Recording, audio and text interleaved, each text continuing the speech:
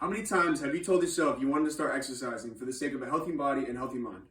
Did you actually go out and make the change, or did you keep making excuses for no reason? What if I told you there's a fun and simple way to meet your fitness needs without even having to pay a dime for a gym membership? People in general aren't getting enough exercise because they don't apply themselves to be active, which is a contagious problem. The solution to all your needs lies in the hands, or wheels in this case, of a skateboard. Let me elaborate. There's all kinds of forms of fitness that people tend to revolve around. One of the biggest forms being cardiovascular exercise, also known as cardio. According to physical.com, cardiovascular exercise is any vigorous activity that increases heart rate and respiration and raises oxygen and blood flow throughout the body while using large muscle groups of the body repetitively and rhythmically.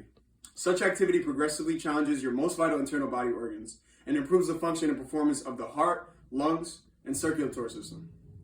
When you add cardio exercise into your daily routines, you tend to feel more energized throughout your day. And if you stay consistent, your endurance will increase. Why wouldn't anyone want to feel great and do something they love while still meeting their body's fitness needs? Skateboarding not only offers an active pastime, but there are benefits to your everyday mobility. A website by the name of skateboardforkids.com gives us an idea of some of the health changes this recreation can offer, stating, skateboarding health benefits are slightly different than those of common youth sports like football, soccer, and basketball. Skateboarding offers an array of advantages including coordination, pain tolerance, stress relief, precision, reflexes, and patience. Not only are you exercising, but all of your motor functions in your brain are being trained, making you faster and more aware every time you skateboard.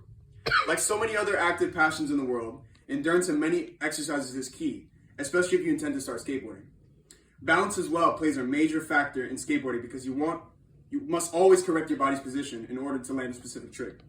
No matter how easy you might think it looks, there are always subtle movements simultaneously happening that we aren't aware of at all times. Nonetheless, no human one day just wakes up and magically has a crazy amount of endurance and balance. You have to want to build it over time, like anything else. The idea behind skateboarding is the same. You build your endurance and balance over time, but it is very unique compared to regular jogging, running, or cycling. When you skate, you get to learn new tricks all the time, and as they develop, so do your muscles. Not just in your legs and calves, but everywhere else in your body.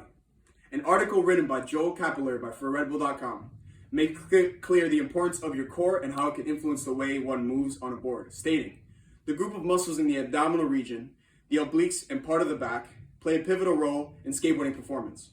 Since the sport requires moving over unstable surfaces, the core provides the strength to stabilize the body and balance it. Lots of movements in almost any exercise is most likely going to require the use of your core. What better way to work your core than to be skateboarding? What makes skateboarding different from other forms of cardio is that you can make it your own. What I mean is there's no right or wrong way to skate. There are no rule books saying you must do what everyone else is doing, and there are no expectations. Anyone is allowed to become part of the skate community by just having a board. You don't even need tricks to prove yourself, as long as you're having fun. All you need is a passion and a goal to become better than you were yesterday and learn as you go. No matter how fast or slow you progress, skateboarding is not only a sport, but a super diverse art form. You're creating art even if you don't see it. Skateboarding is what you call controversial art.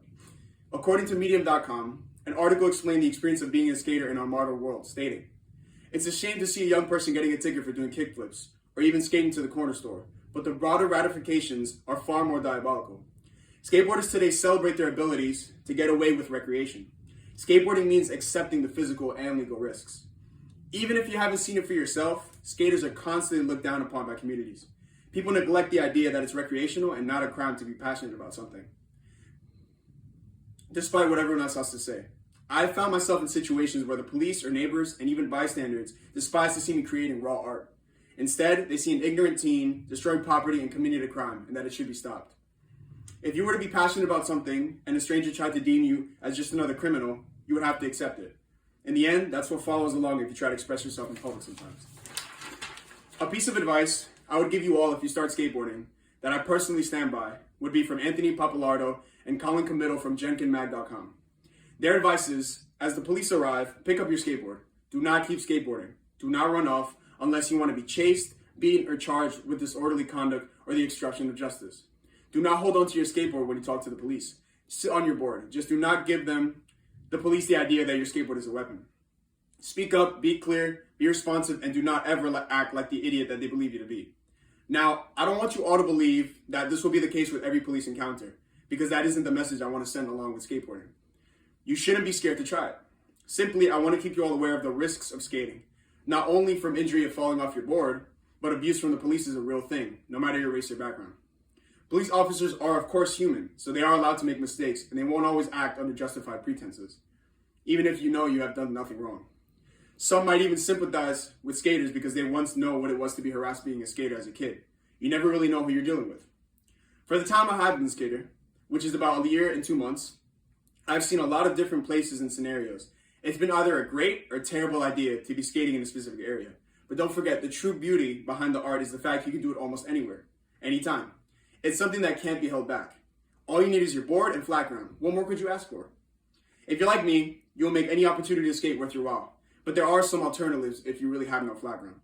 There are plenty of free skate parks located around our main city of New York, a couple including Chelsea Piers, Lower East Side, Maloof, Riverside, London Plaintree, Golconda, Tribeca, Forest, and so many more that you'd want to explore.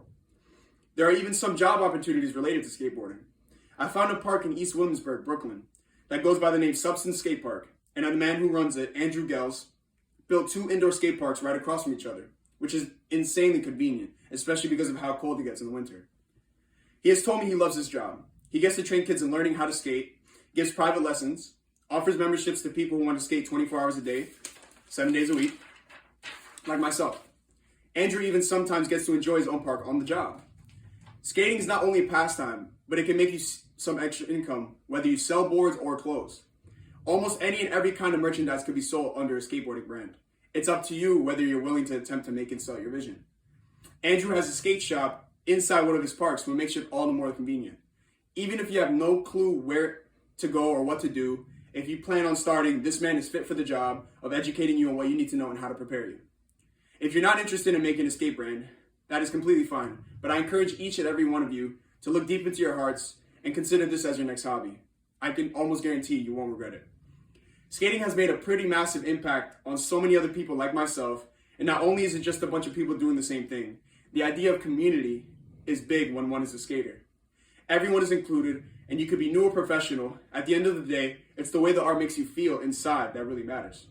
I challenge you all to buy a board, get that cardio, build that balance and coordination, and get pushing. You will fall, I can tell you that. But the smile on your face, once you get back up, is what makes it worth everything in the world. Thank you for listening.